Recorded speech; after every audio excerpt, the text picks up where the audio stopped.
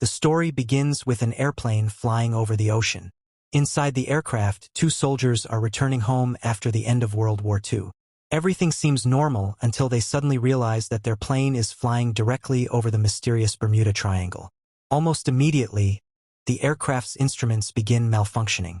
The compass spins wildly, the radio cuts out, and strange interference fills the cockpit. Then, out of nowhere, gigantic birds crash into the plane's windows. The soldiers struggle to keep control, but the aircraft is falling apart. Knowing they are about to die, both soldiers grab parachutes and jump out of the plane.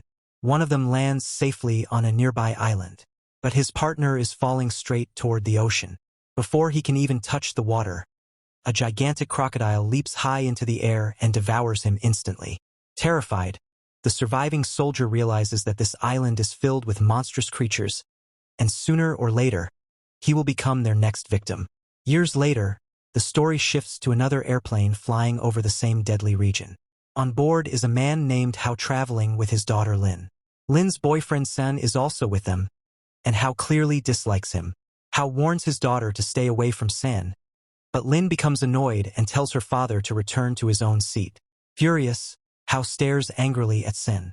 Suddenly, the airplane begins shaking violently.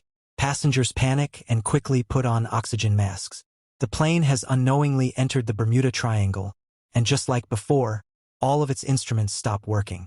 Moments later, gigantic birds slam into the engines, causing one of them to burst into flames.